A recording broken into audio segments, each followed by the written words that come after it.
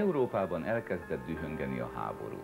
Exupéry úgy döntött, hogy repülni, harcolni fog, mert csak ezt a részvételt érezhette a saját maga részéről hatékonynak.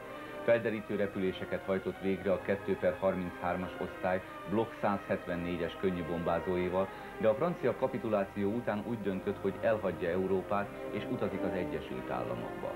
Kiadta új könyvét angolul, amely magyarul a Hadirepülő címmel jelent meg, és megírta a Levél a túlszhoz című brossúráját, amelyet barátjának, a Franciaországban bujkáló zsidó Léon Wertnek és a többi otthonmaradottnak volt címezve.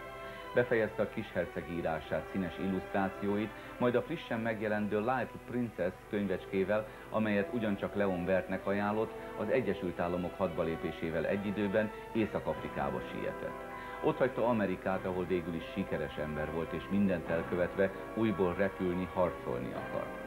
Nem sokára P-38-as Lightning harci repülőgéppel hosszú, több órás felderítő repüléseket hajtott végre, majd letiltották a repülésről. Okot találtak rá. Vannak, akik hibákat, szenvedélyeket, sőt bűntényeket is meg tudnak bocsátani, de a másik egyéniségét, nagyságát azt már nem. Amikor hangosan állította, hogy az igazi vezető maga a hallgatásra ítélt Franciaország, ezt már nem tudták elviselni. Könyveit Észak-Afrikában és a szabad Franciaország területén betiltották pontosan akkor, amikor ő felderítő repüléseket hajtott végre szülőföldje felett. Akkor a hatalmi harcot Giraud és de Gaulle vezették.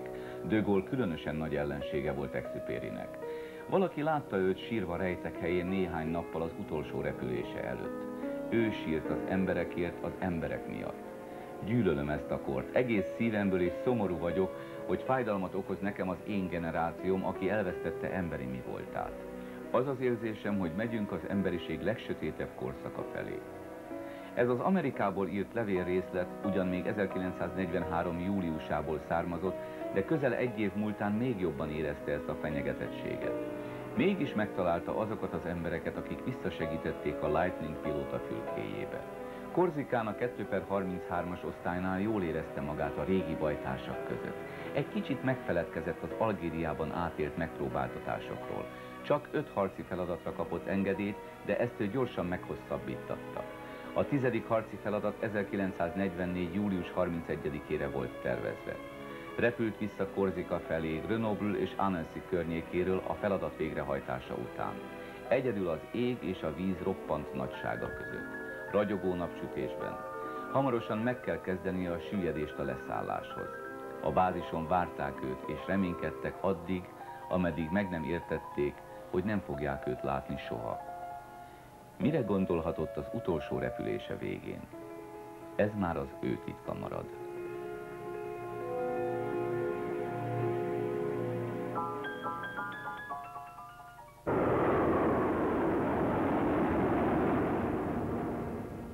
A reggeli könnyűszelekkel startoltak a közeli Bécsújhelyi repülőtéren szervezett nagyszabású légiparádé hőlégballon versenyzői. Az ejtőernyősök skysurföztek egyet a reggeli friss levegőben, a nézők előtt lebegtették ejtőernyőjüket, és értek földet.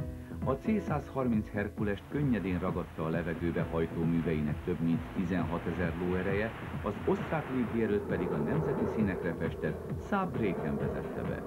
A 40-es évek legendás lassú repülőjét, a Gólyát, a Storkot a 80. éve felé járó pilótája hajtotta. Őt a Hukow Brabant Air Force B-25-ös Mitchellje követte. A Team 2000 osztrák bemutató csoport 4 Saab Zafirral repülte klasszikus formációit.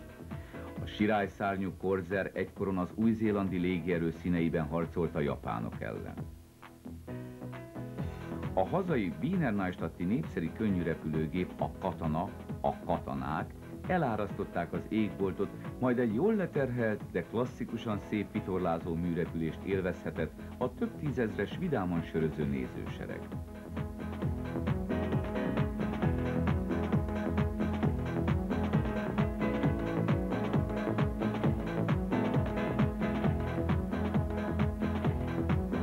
Azután Vesenyei Péter, ahogy az osztrákok mondták, a magyar műrepülő ős tehetség vágódott be extra 300-asával a légtérbe. A műrepülés szó lassan már nem tudja igazából visszaadni azt a légi virtuózitást, amelyet Péter produkál évről évre, napról napra fantasztikusabb szférákba emelkedve.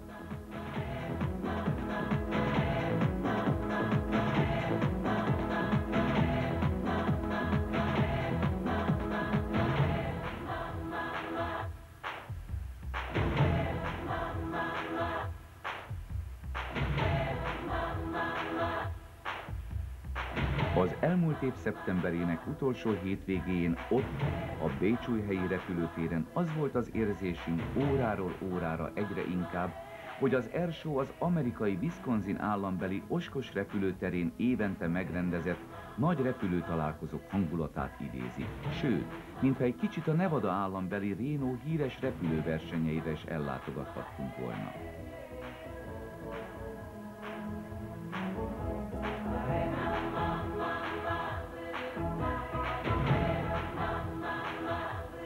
És íme műrepülés tükörben, a kokpit a kokpiton. Ez a Che 4-es Skybox pilótáinak az erőssége. A Slim 50 LX-ekkel repültek, s magától érthetően mindent kihoztak az ismert, de nem a legfiatalabb műrepülőgépekből.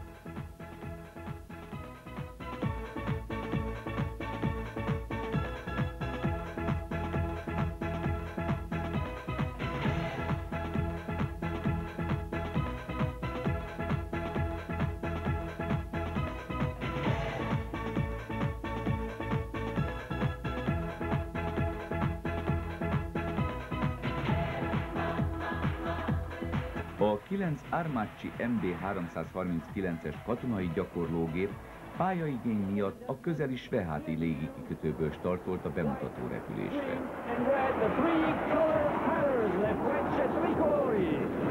Az Oszterezinfeld repülőtér felett így is az Air Show csúcspontját jelentette az olasz Frecce Tricolori, a világ egyik leghíresebb és leghírhettebb, a műfajért sok áldozatot hozott műrepülő köteléke.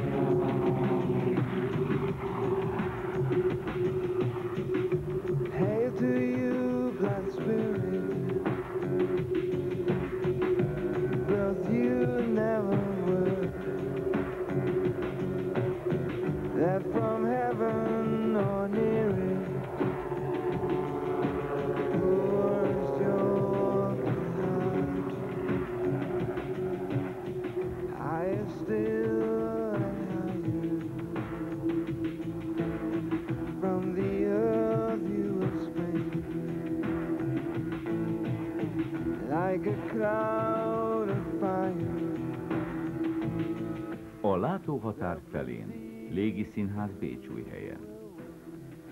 Daidalos mindent tudó feltaláló mester és művészember volt az ókori Athénban. Nővére Perdix mit sem sejtve egyetlen fiát, Táloszt hozzáküldte tanulni. A fiú, aki még 12 éves korát sem érte el, gyorsan tanult a nagybátyjától. A halak gerincét megpillantva rögtön feltalálta a fűrészt, majd pedig 2 vaspálcából körzőt szerkesztett. Ügyes fiú, mondta a nagybácsi, nagy jövő előtt áll. A valóságban pedig már mardosta az irigység, gyűlölte a gyereket, nem akart többé a tanítója lenni. Utoljára azonban még jól meg akarta leckéztetni a fiút. Kivitte őt egy magas tengerparti sziklára és közölte vele. Most jön a vizsga. Mit gondolsz? Onnan, ahonnan most éppen állsz, és a láthatár közötti szakasznak hol van a közepe? Hol a középpontja? A legjobb, ha oda megyünk, válaszolta a fiú. Ha már ott leszünk, meglátod, hogy pontosan hol van a fele. Menjünk oda, mondta Tálos. Erre Daidalos szörnyű haragra gerjedt és letaszította unokaöccsét a szikláról. Athéné azonban védelmébe vette a fiatal tehetséget. Felfogta, és zuhantában szárnyakat, tollakat növesztett neki. Egy fűrjét, egy kis tojóvá változtatta. A madár Tálosz azonban így rabságba került. Ereje a szárnyában volt, de igazán nem volt tehetséges repülő. Még fészket sem tudott rakni a fák tetején. Kis magasságokban csapkodta szárnyait, földre rakta tojásait. rettegett a magasságtól, és csak a lezuhanás járt a fejében. Daidaloszt azonban utolérte az igazságszolgáltatás, hiába védekezett véletlen balesetre hivatkozva, végül mégis a sarokba szorították. Büntetése a számüzetés lett. Kréta szigetére, Mínosz birodalmába kellett távoznia. Az ügyeskezű mesterember Krétán is folytatta elkápráztató tevékenységét. Mínosz király hitvesének, Pazifé királynénak megépített egy élethű fatehenet, amelybe elrejtőzve a hölgy szerelmét, az erős fehér bikát fogadhatta. Nászukból született Minotaurus, a bika fejű emberszörnyet. Most Mínosz király fordult a híres mesterhez, s Daidalos megalkotta a kibogózhatatlan börtönlabirintust a szörnyű Minotaurus fogvatartására. Daidalos egy idő után elvesztette Mínosz kegyeit, és fiával, Ikarusszal együtt menekülnie kellett a szigetről.